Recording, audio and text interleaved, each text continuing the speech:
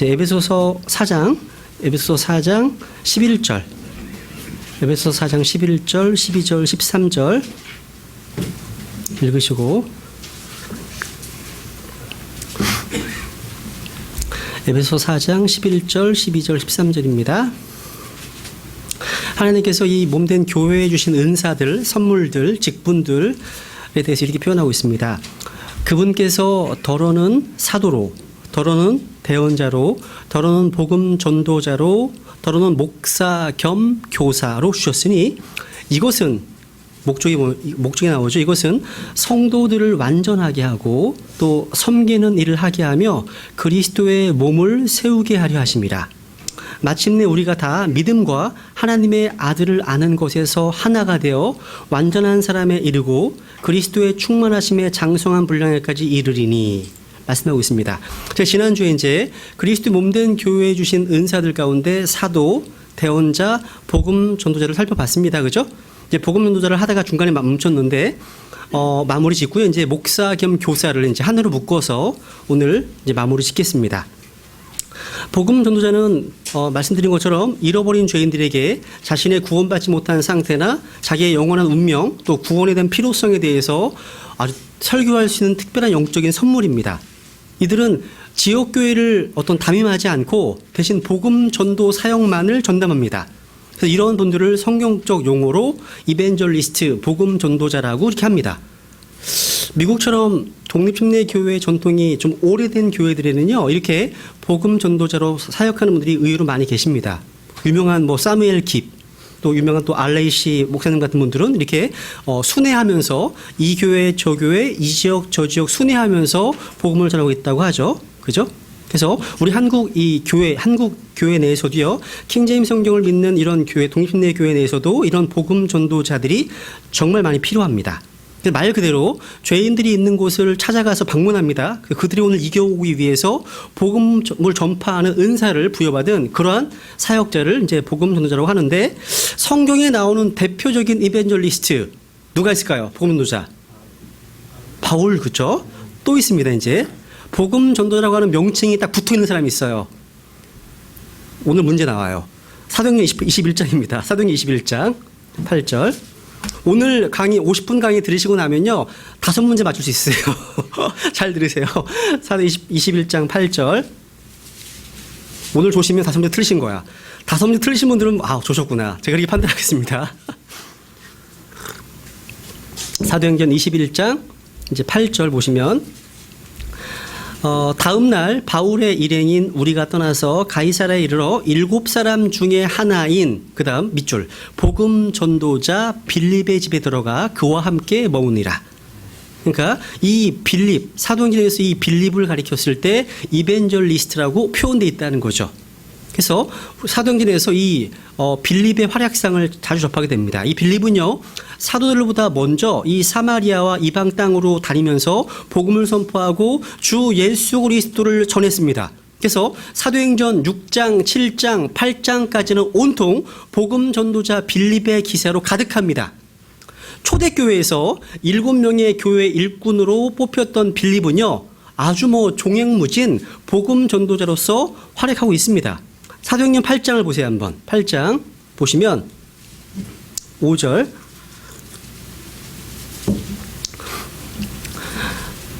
그때 빌립이 사마리아시로 내려가 그들에게 그리스도를 선포하며, 그러니까 선포하는 주제가 그리스도입니다. 예수 그리스도, 그리스도를 선포하며 빌립이 행한 기적들을 사람들이 듣고 보며 한 마음으로 그가 말한 것들에 주의를 기울였다 말씀하시죠.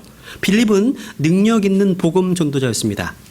빌립은요, 죄인들을 회심시키는 데 있어서 누구보다도 더 열매가 많았습니다. 8장 12절 보세요. 12절. 그러나 빌립이 하나님의 왕국에 관한 것들과 예수 그리스도의 이름을 선포하는 것을 그들이 믿고 남자들과 여자들이 다 침례를 받음에, 그때 시몬 자신도 믿고 침례를 받은 뒤 빌립과 함께 머물며 그 이루어진 기적들과 표적들을 보고 놀랐다. 그러니까 이런 사역이 복음 전도자의 사역입니다. 예수 그리스도를 선포하고 말씀을 전하고 그들에게 침례를 주는 것입니다.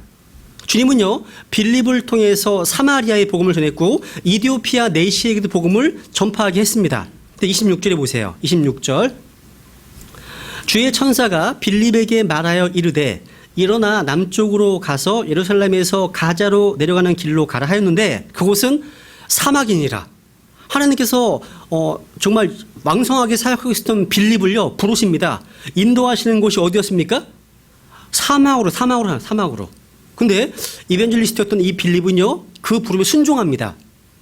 마찬가지예요. 그곳이 어디든지 간에 그곳이 사막이든 왕궁이든 주님께서 부르시는 곳으로 가는 겁니다. 그게 이벤젤리스트입니다. 그래서 저의 삶의 원칙 가운데 하나가 하나님께서 부르시는 곳이라면 어디든지 순종하면 가겠다, 이런 원칙이 하나 있거든요. 어디든지 복음이 필요한 곳이라면 지체하지 말고 가자는 것입니다.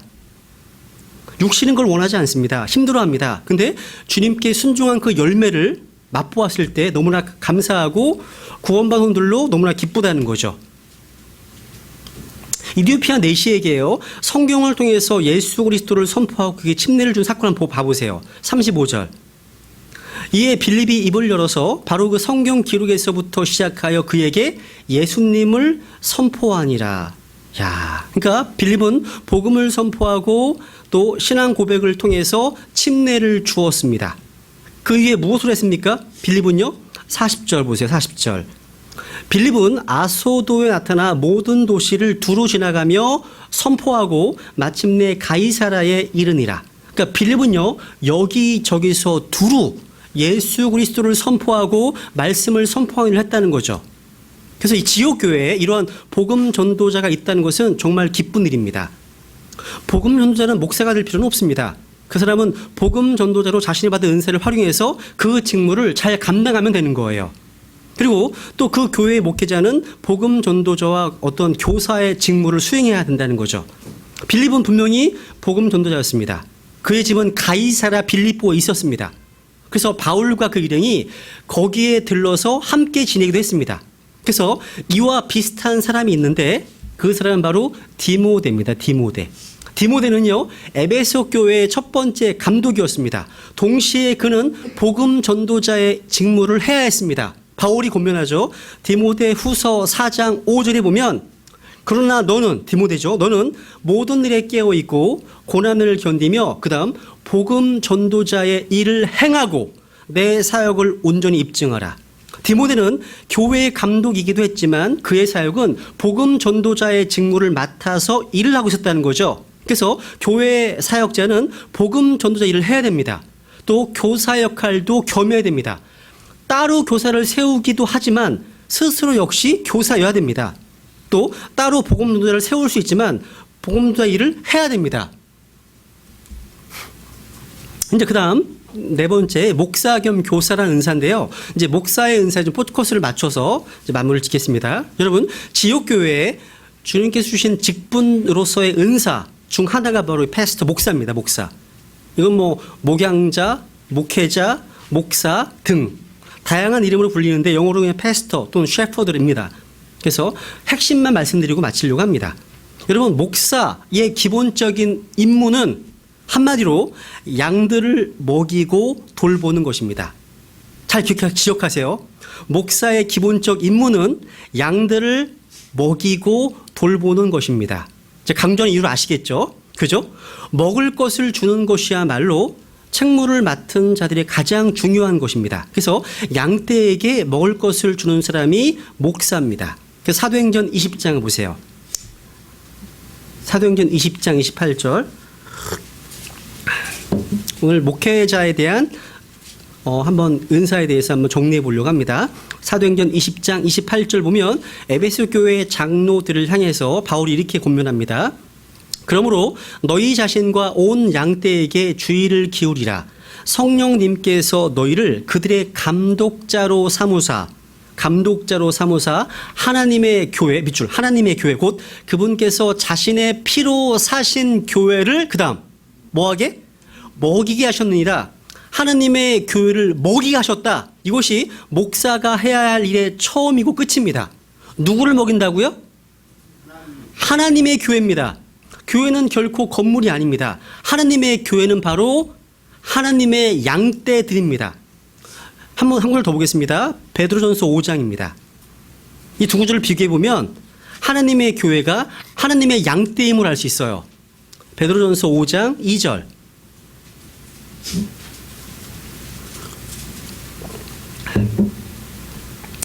너희 가운데 있는 장로들이죠. 너희 가운데 있는 하나님의 양떼를 먹이고 밑줄 먹이고 감독하되 억지로 하지 말고 자진해서 하며 더러운 이익을 위해 하지 말고 오직 준비된 마음으로 하며.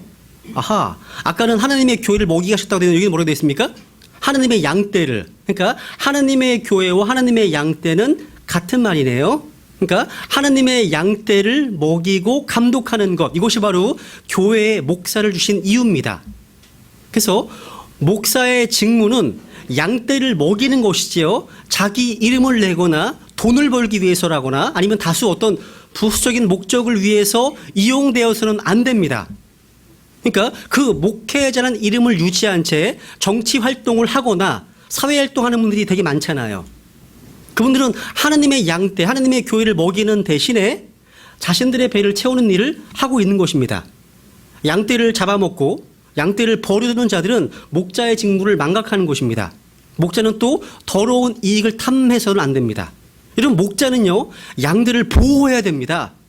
예수님께서 요한복음 10장에서 삭군 목자와 선한 목자의 차이를 말씀하시면서 선한 목자는 자기의 생명을 먼저 살핍니까? 양떼 생명을 먼저 살핍니까? 양떼죠.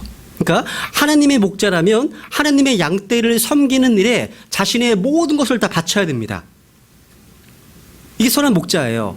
그러면 양떼들에게 뭘 먹입니까? 뭘? 목사를 목자, 셰퍼드 목자라고 하면 양떼를 먹이는 일을 하는데 성도들은 바로 양떼입니다. 그러니까 목자는 양들을 말씀의 젖 또는 말씀의 고기 또 말씀의 음식으로 먹여야 됩니다.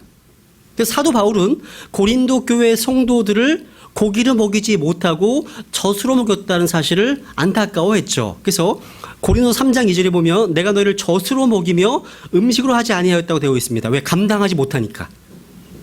그래서 성도들이 너무나 어려서 고기를 먹이지 못했고 감당하지 못했다고 말하고 있는 겁니다. 근데 히브리서 5장 14절에 보면 이 말씀의 고기는 성장한 사람들의 몫이라고 합니다. 성장한 사람들 목. 우리는 모두가 다 하나님 말씀의 음식을 골고루 섭취하고 소화할 수 있어야 됩니다. 그러니까 목자는 양떼들에게 생명의 꼴을 풍성히 나누어 줘야 할 의무가 있다는 거죠. 그러니까 요즘은 다 신학교만 나오면 다 목사가 되는 게 관례잖아요. 근데 목자는 하나님께서 주시는 은사입니다. 누가 주신다고요? 하나님께서 주시는 거예요. 그러니까 다른 사도나 대언자나 복음도 마찬가지로요. 주님의 부르심과 은사를 받아서 주어진, 지역교회 선물로 주어진, 누가 주셨다고요? 주님께서 주어진 은사입니다. 그러니까 목사로 부르심 받았다는 것은 주님의 양떼를 먹이고 돌보라고 부름 받았다는 의미입니다. 하나님은 자신의 양들을 아시죠? 자신의 양떼들을 먹을 자들을 부르시고 그들에게 양떼를 맡기시는 거죠. 그래서 우리는 무교회주의자들이 아니에요. 무교회주의자들. 우리는요, 지역교회의 어떤 의미, 지역교회의 역할에 대해서 아주 강조하고 소중하게 생각하지만 교회나 교회 건물이나 교회 장소나 교회 터를 교회라고 말하는 오류에 빠지지 않습니다. 주님은 목자들에게 교회 건물을 짓는데 전념하러 가지 않으셨습니다. 여러분, 그 유명한 우리나라의 한학자였던 도울 김용옥이라는 사람, 이 사람이 아주 교회에 대해서 굉장히 신랄히 비판한 것 중에 한 가지가 교회는 세 가지밖에 안 한대요. 동사로. 첫 번째, 믿으라는 거. 두 번째, 돈 내라는 거. 돈 내라. 세 번째, 집 짓자. 세 가지. 그래서 그 당시에 거기 모였던 회중들이 다 박수치고 막 폭발적이었다는 거죠. 그 세 가지를 한다는 거. 그래서 하나님의 교회를 먹인다는 것은요, 하나님의 양떼를 먹이는 거예요. 그런데 여러분, 균형을 잘 갖추셔야 됩니다. 어떠한 형제는요, 어떤 극단적인 지체들은요, 반드시 가정에서만 모여야 되고 교회의 건물을 얻는 것을 아주 극렬하게 반대하기도 해요. 실제 전 듣고 봤어요. 그런 분들이 있더라고요. 건물 지으려고 하면 막 히스테릭하게 반응합니다. 왜 가정에서 모여야지? 성경에서 너희 가정에 있는 교회 말씀하고 있지 않냐고. 균형을 또 잃어버린 거죠. 잘 보세요. 여러분, 가족이 소중하면 가족이 함께 먹고 살 수 있는, 또 잠을 잘 수 있는 뭐도 중요한 거예요? 집도 중요해. 집. 가정이 중요하지 집이 중요해? 하면서 집을 막 때려 부십니까? 집을 막 더럽히는 사람은 없습니다. 여러분, 집 없는 사람들을 홈레스 피플이라는 말, 홈레스 피플. 이들에게 집을 지어주는 운동이 뭐예요? 헤비타트 운동입니다. 가정이 있고 가족이 있지만 집이 없는 사람들이 겪는 그 어려움은 겪어보지 않은 사람들은 모르겠죠. 그죠? 그래서 여러분, 길거리나 공원에서 잠을 자는 사람들, 이 사람들은 집이란 건물이 없는 그 애환을 잘 알겠죠. 그러니까 집과 가정의 관계는 오늘날 교회 건물과 교인들의 관계와 같습니다. 그러니까 가족이 가정을 이루어서 함께 사는 그 하우스, 그 집은 너무 중요한 거죠. 이런 점에서는 교회 건물 자체를 멸시하는 사람들은 균형을 잃어버린 것입니다. 반대로 교회 건물을 교회의 전부인 양 생각하는 사람들 역시 비정상이에요. 비정상입니다. 항상 성경적 진리는 밸런스, 균형이 있어요. 중간에 있다는 거죠. 그래서 하나님께서는 이 목자를 통해서 교회의 건물을 세우라는 것이 아니라 성도들의 영혼을 건강하게 하고 그리스도의 몸을 세우라는 것입니다. 교회 건물은 그리스도의 몸을 세우기 위한 하나의 수단일 뿐이죠. 수단입니다. 그래서 좋은 집이나 큰 집을 사고 꾸미는 것보다 형제 간의 우애가 필요하고 가족 간의 사랑이 훌륭한 가정이라고 말하는 것처럼요, 교회 건물보다는 경건한 믿음과 하나님을 두려워하고 서로 사랑하는 건강한 영적 상태가 훨씬 더 중요합니다. 근데 우리는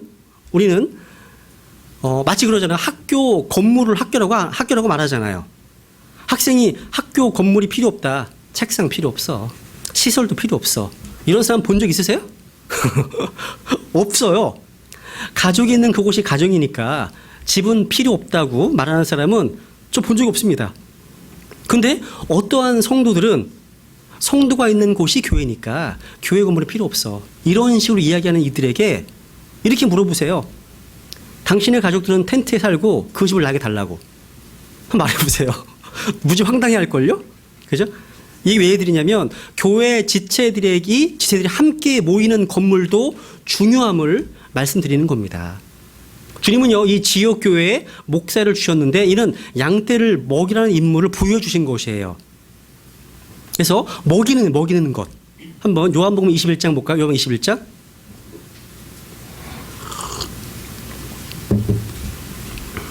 요한복음 21장.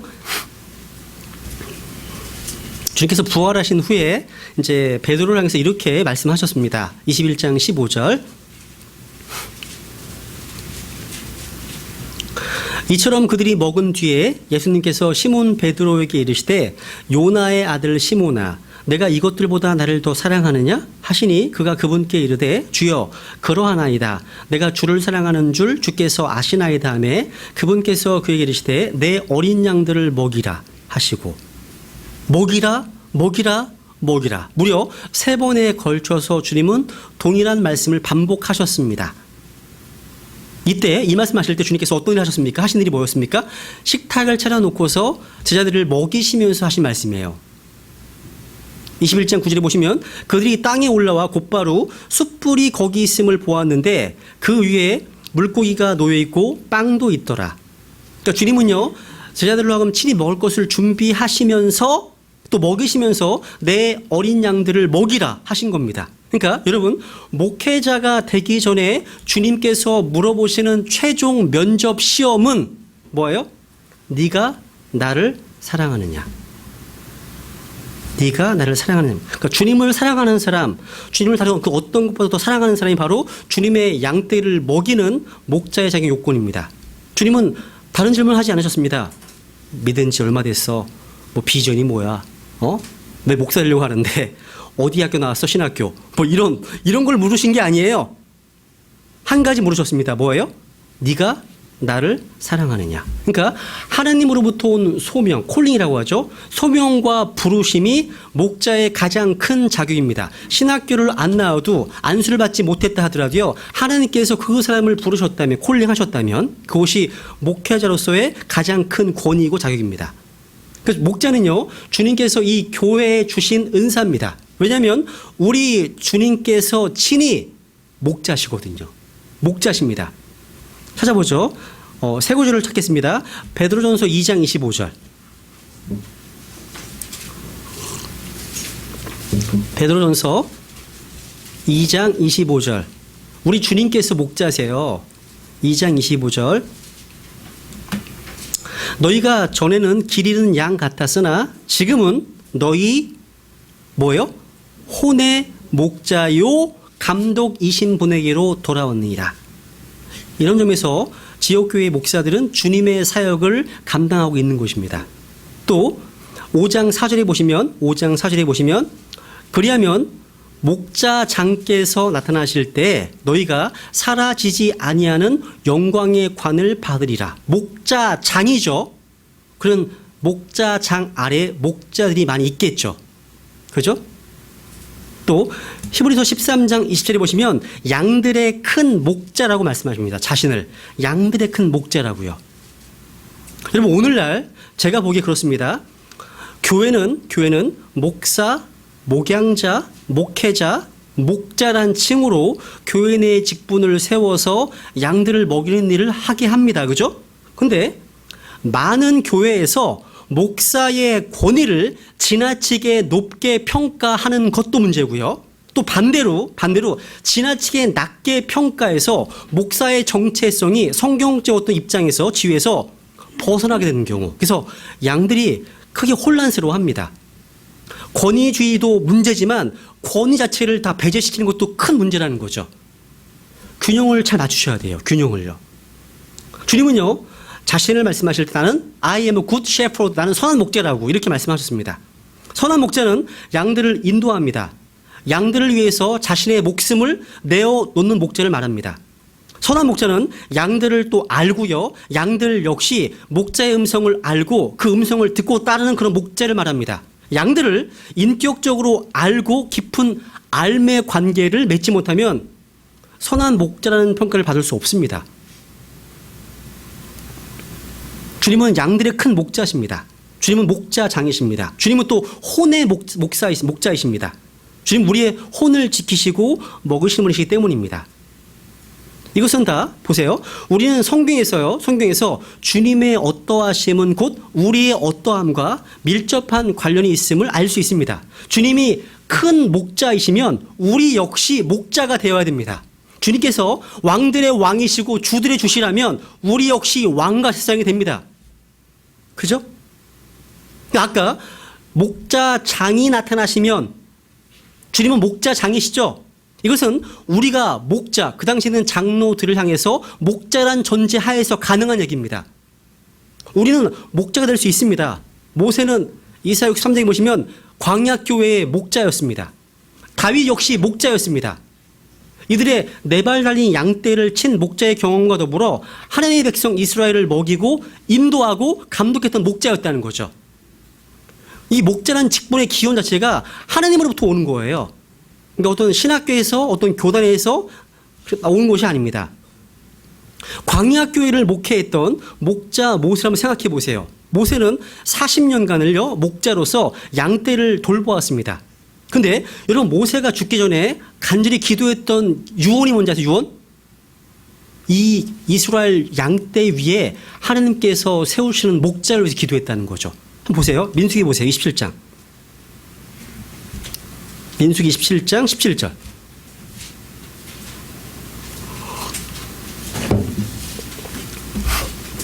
민수기 27장 17절. 그가 그들 앞에서 나가고 그들 앞에서 들어오게 하시며 또 그들을 밖으로 인도하고 또 데리고 들어오게 하소서. 그리하사 주의 회중이 목자 없는 양같이 되지 않게 하옵소서 하니라. 이게 모세의 기도였습니다. 이 기도의 응답으로 이스라엘 백성들의 목자로 여호수아가 세워졌습니다. 이게 우리의 기도 제목이 되어야 됩니다. 우리 많은 신약 동심내 교회에서 기도해야 될 기도 제목 가운데 가장 중요한 것 중에 하나가 뭐냐면 하나님 일꾼을 보내달라는 거예요. 젊은 일꾼들 많이 필요합니다. 젊은 세대 일꾼들 일어나야 되는데 많이 안 보여요. 그죠? 우리는 모세와 여호수아, 다윗과 같은 주님의 뜻대로 세움받은 목자가 필요하다는 거죠. 주님은요, 백성들을 보시고 목자 없는 양같이 지치고 흩어졌다고 탄식하셨습니다. 마태복음 9장에 보시면. 그래서 여러분, 목회자의 정체성은요, 주님으로부터 주님의 양떼를 먹이라는 명령을 들은 적이 있는가 없는가에 달려 있어요. 그러니까 목사, 목양자, 목자의 용어에 신경을 크게 쓸 필요는 없겠습니다. 그죠? 베드로는 분명히 목자였습니다. 그 이유는 그가 주님으로 3번에 걸쳐서 내 어린 양들을 먹이라, 내 양들을 먹이라, 내 양들을 먹이라, 이런 직무를 받았기 때문이죠. 그래서 베드로는요, 목자들의 자세에 대해서 자세히 설명해 놓으면서 그들이 받을 상급에 대해서도 밝혀 놓았다는 거죠. 그래서 하나님의 상속 백성 위에 주인처럼 군림하지 말고 오직 양떼에게 본이 되라 말씀하시는 거죠. 이렇게 목자의 직분을 수행하면 목자장이신 주님께서 오실 때 영광의 관을 받게 될 것입니다. 근데 오늘날 이런 분들 또 있어요. 주님께서 친히 우리의 목자가 되시고 우리의 제사장이 되시고 우리의 교사가 되시고 우리의 모든 것이 되신 사실, 그래서 성경적인 진리입니다. 그렇다고 해서 교회에 목사가 필요 없고 교사가 필요 없다, 이런 식으로 하시는 사람들을 되게 많이 봤어요. 이단입니다. 마귀의 교리예요. 그거는요, 주님은 그들을 은사로 교회에 주셨기 때문입니다. 목자이신 주님은 목자를 통해서 양떼를 먹이시고 감독하십니다. 한번 시편 80편 보세요. 한번 시편 80편 1절.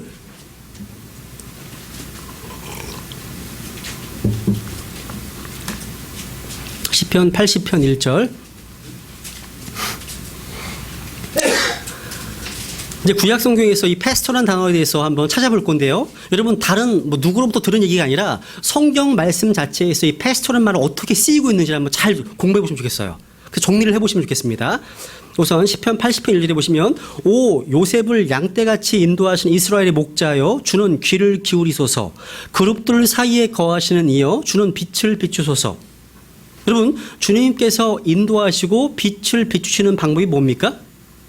그것은 바로 모세와 같은, 사무엘과 같은 목자를 보내시고 교사를 주셔서 지식과 명철로 그들을 먹이는 겁니다. 이것이 성경이 말씀하는 거예요. 한번 예레미야 3장을 보세요. 예레미야 3장. 이 패스트라는 단어는 신약 성경에 한 번밖에 안 나오죠. 근데 셰퍼드, 패스트, 근데 구약 성경에 찾아볼 건데 이 번역을 목양자라고 번역하셨습니다. 목양자. 그러니까 신약 성경에서만 이 목사라고 번역을 했고요, 구약 성경은 다 목양자로 번역하셨어요. 예레미야 3장 15절. 내가 또 내 마음에 맞는 목양자들을, 목양자가 바로 패스트 목사입니다. 목양자들을 너희에게 주리니 그들이 지식과 명철로 너희를 먹이라. 내가 내 마음에 맞는 목양자들을 너희에게 뭐 한다고요? 준다고요. 이것이 목사의 정체성입니다. 소명입니다. 그러니까 목양자는 직분으로 또 은사로 교회에 주신 것입니다. 이 패스트란 단어, 이 직분은요, 하나님의 지역교회에 주신 것입니다. 그래서 주님은 계속해서요, 이 교회에 목자의 직분을 주실 것을 약속하셨습니다. 예레미야 23장 보세요. 23장. 목사는 주님이 주시는 겁니다. 주님이 세우시는 겁니다.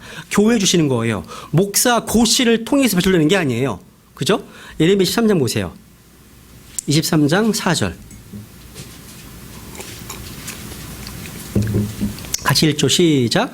또 내가 그들을 먹일 목자들을 그들 위에 세우리니 그들이 다시는 두려워하거나 놀라거나 부족하지 아니하리라. 주가 말하노라. 잘 보세요. 이 패스터, 목자라는 말에는요, 항상 먹이다 라는 말이 함께 나와요. 먹이다. 왜? 이는 목자의 직분이 바로 그것이기 때문입니다. 주님께서 목자를 세우시고 그들을 먹이게 하십니다. 에스겔서 34장도 볼게요. 에스겔 34장. 그러니까 우리는 교회의 목회자들에 대해서 성경적으로 뭐라고 말씀하고 있는지 한번 정리해보고 살펴보고 있는 거예요. 사람들의 이론이나 견해가 아니라 성경이 말하는 그들을 보는 거예요. 지금 에스겔 34장 23절 같이 읽죠. 시작.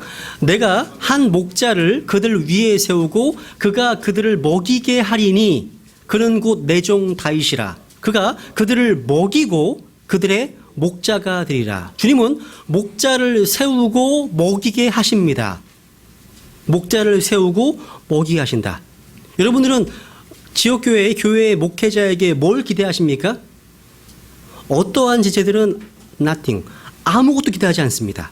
반면 어떠한 지체들은 목사님들에게 모든 것을 다 기대합니다. 돌잔치에 좀 와주세요.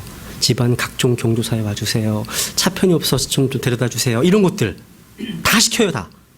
그래서 안 하면 무척 섭섭해하죠. 섭섭합니다. 그러니까 목회자가 이 성도들의 어떤 뒤치다거리를 하는 일이 허다하다는 거죠. 그런 말 많이 들었어요.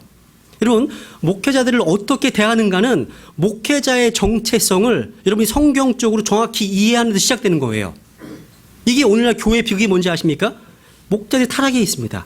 그러니까 목회자들도 성경에서 자신들이 받은 소명과 역할과 임무를 정확히 이해하고 그 일에만 매진하면 그만이에요. 여기서 벗어나면 타락이 시작되는 겁니다. 그러니까 목회자는요, 프리칭, 설교를 통해서 복음 선포자 역할을 합니다. 또 성경을 가르침으로써 티처, 교사 역할을 겸하고 있고요. 또 양들을 세세하게 돌보는 일에서 비숍, 감독입니다. 그래서 전도서 12장 보세요, 한번. 전도서 12장에 보면 11절. 전도서 12장 11절. 지혜로운 자들의 말씀들은 가시채들 같고 지폐의 스승들이 굳게 박은 못들 같다니 이것들은 한 목자께서 주신 것이니라. 그러니까 목자이신 주님으로부터 받아 말씀을 전하는 자들이 목회자들입니다. 그래서 여러분, 목회자가 이 역할을 감당하지 못하면 아주 두려운 경고와 심판이 있을 것임을 구약성경에서 반복해서 언급하고 있어요. 좀 두렵습니다. 실제 이스라엘 백성들이 망한 것도요, 그들이 자기 역할을 다 하지 못했기 때문입니다. 그래서 한번 예레미야 23장 보세요. 예레미야 23장. 여기 이제 목양자, 목회자 임무가 두 가지로 나오고 있습니다. 예레미야 23장 2절. 그러니까 목회자가 먹이기만 하는 건 아니에요. 먹이고 또 케어링, 돌보기도 해야 됩니다. 여기 예레미야 23장 2절. 그러므로 주 이스라엘의 하나님이 내 백성을 먹이는 밑줄, 내 백성을 먹이는 목양자들, 목사들입니다. 패서스. 목양자들이 이같이 말하노라. 너희가 내 양떼를 흩으며 그들을 쫓아내고 돌보지 아니하였느니라. 보라, 내가 너희의 악한 행위들에 대하여 너희를 징벌하리라. 주가 말하니라. 정말 두려운 말씀이죠. 여기에 목회자의 임무가 나와 있습니다. 백성들을 먹입니다. 두 번째로 그들을 돌보지 않았다. 백성들을 돌보는 겁니다. 그래서 여기 보시면 에베소 4장에 보시면요, 주님께서 목사 겸 교사로 주셨다고 말씀하시죠. 선물로, 지역교회 선물로 목사 겸 교사, 패스터스 앤 티처라고 되어 있어요. 목사 겸 교사. 목사와 교사는 겸직입니다. 그분께서 주셨으니 주셨다고 되어 있죠. 이것은요, 우리가 스스로 목사가 되는 것이 아니라 주님께서 주셔야만 되는 것을 알 수 있습니다. 이런 점에서요, 주님께서 주시는 부름받은 목양자들은 양들을 부지런히 먹이고 돌보아야만 합니다. 그러니까 본래 목양자의 임무는요, 주님의 말씀들을 먹이는 거예요. 먹이는 것, 돌보는 거죠. 그래서 예레미야 3장 15절. 자꾸 이제 목사 연사를 이 정도 마칠게요. 핵심만 말씀드리는 거예요. 예레미야 3장 15절.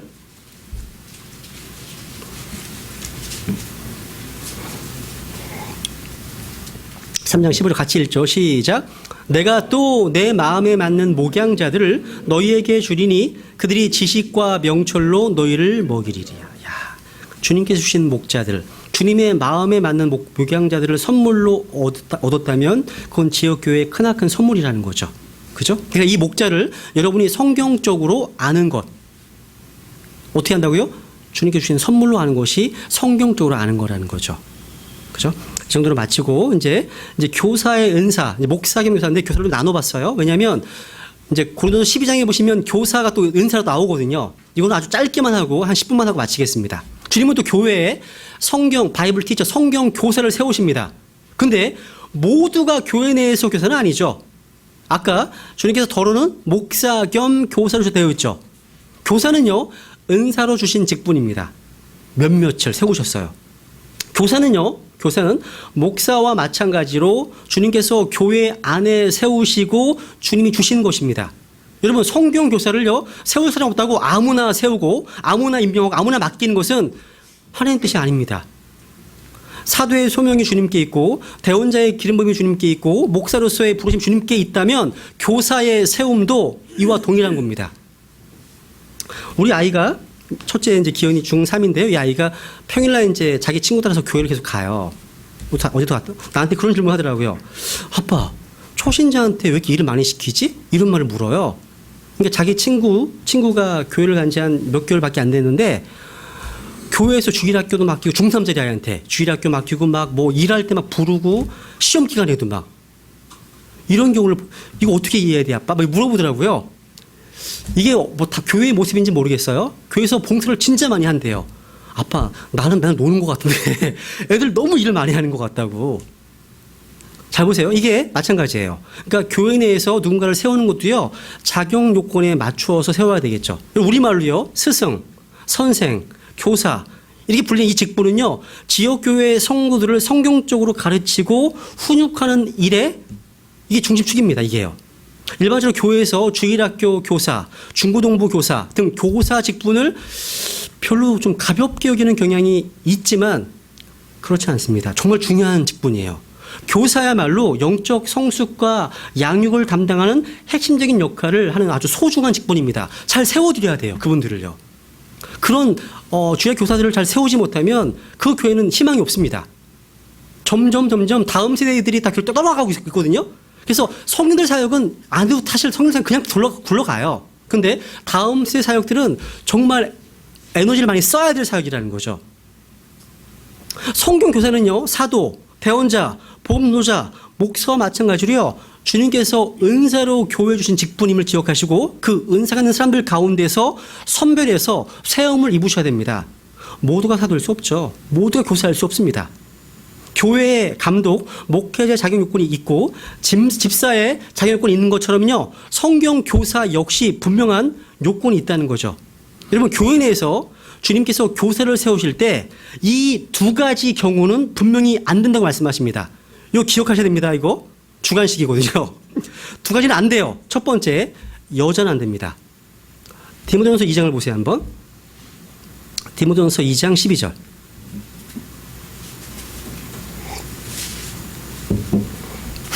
디모데전서 2장 12절 보면, 오직 나는 여자가 가르치거나 남자에게 권위를 행사하는 것을 허락하지 아니하노니 다만 조용할지니라.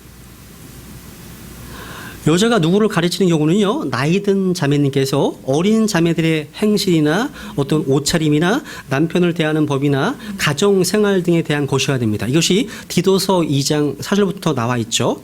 그러니까 자매님들은 교회 내에서 잠잠하고 조용히 배우는 것이 전부지만 연로하신 자매님들, 성숙하신 자매님들은요, 젊은 여자들을 가르칠 수 있습니다. 성경적인 교리가 아니라 삶에 관한 영적인 어떤 원리들을 권면하고 가르치는 일은 아주 복된 일이라는 거죠. 두 번째 디모데전서 3장 6절을 보세요. 디모데전서 3장 6절. 초신자는 안 됩니다. 초신자는 아니 되나니 이것은 그가 교만으로 높아져서 마귀의 정죄에 빠지지 아니하게 하려 함이라. 이 구절은 감독의 제 요건입니다만은 목사, 집사, 교생 누구에게나 다 해당되는 말입니다. 교사는 주님으로부터 세움을 받아야 됩니다. 그러면 누가 성경 교사가 되어야 될까요?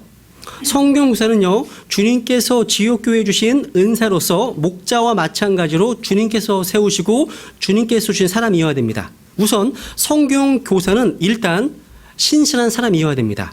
디모데후서를 보세요. 한번 2장 2절.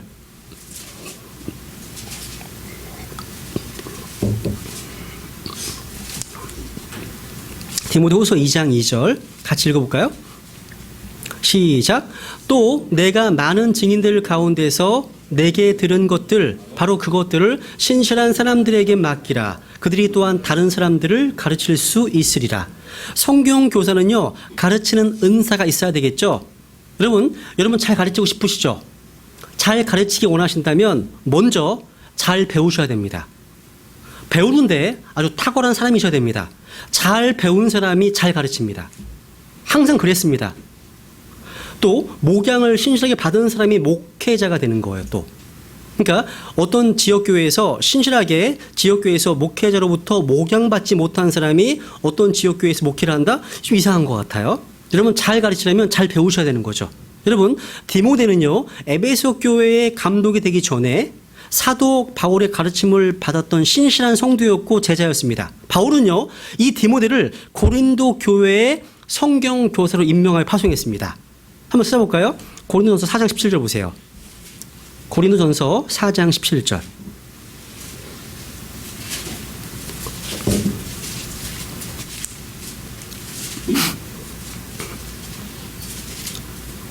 고린도전서 4장 17절. 이런 까닭에 내가 나의 사랑하는 아들이요 주 안에서 신실한 자인 디모데를 너희에게 보내었나니 내가 모든 곳에서 모든 교회에서 가르친 대로 그가 너희에게 그리스도 안에 있는 나의 길들을 생각나게 하리라. 자, 디모데는요 바울이 모든 곳 모든 교회에서 가르친 대로 성도들을 가르쳤으면 알 수 있습니다. 그래서 가르치는 자는 배운 대로 가르쳐야 돼요. 배운 대로. 그러니까 여러분이 어떤 책을 준비해서 가르치는데 똑같이 앵무새처럼 가르친다고 해서 그렇게 탓할 일이 아니에요. 그러니까 그 정상이에요. 진리는 배운 대로 그대로 가르치면 돼요. 진리가 상황에 따라서 바뀌는 일은 있을 수가 없죠. 교회 내에서 설교 내용이 다르고 또 성경 공부 내용이 다르다면 또 어떤 개별 모임에서 들은 내용이 다르다면 어떻게 될 것 같으세요? 혼란과 무질서만 가중되겠죠. 그죠? 그 뒤에 보세요. 디모데전서 4장 13절. 디모데전서 4장 13절.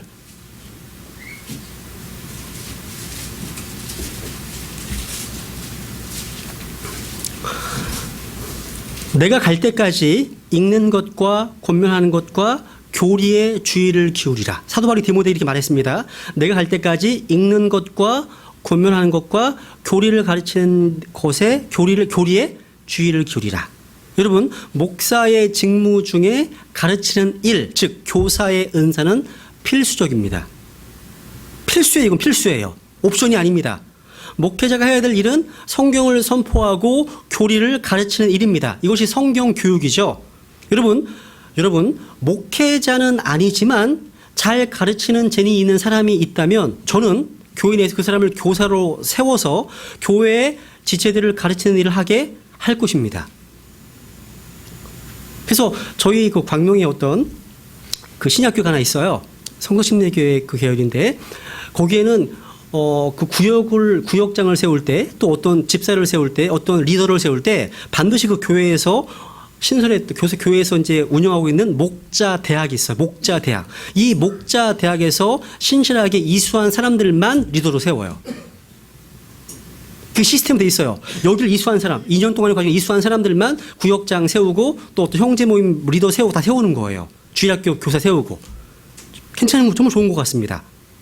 그러니까 목회자 혼자서 일을 다 할 수 없습니다. 그래서 목회자는 교회 내에 교사 은사가 있다면 그 은사를 갖고 있는 사람을 양성하고 세울 수 있어야 합니다. 초대교회 중에 하나였던 안티옥 교회. 아주 좋은 교회였죠. 모델되는 교회잖아요. 이 교회가 왜 이렇게 든든했는지 아십니까? 그 교회는 그런 은사들이 많이 있었거든요. 보세요. 이것만 찾고 마치겠습니다. 사도행 13장 1절 보세요. 사도행 13장 1절.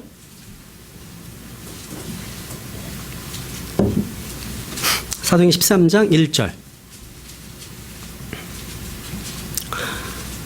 이제 안디옥에 있던 교회에 어떠한 대원자들과 교사들이 있었으니 곧 바나바와 니기를 한 시몬과 구레네의 루기오와 사분영주 헤롯과 함께 양육받은 마나엔과 사울이더라. 여기 보시면 안티옥 교회는 누가 있습니까? 대원자들과 교사들이 있죠. 그러니까 대원자들과 교사들의 명단이 나와요.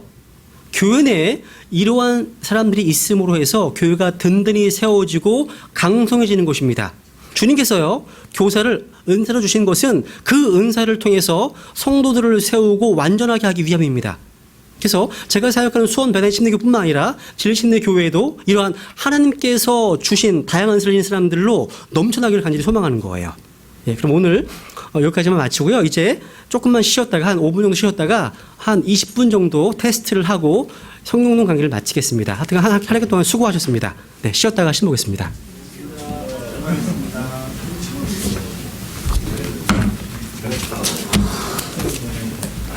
여섯, 여덟, 열둘, 열셋.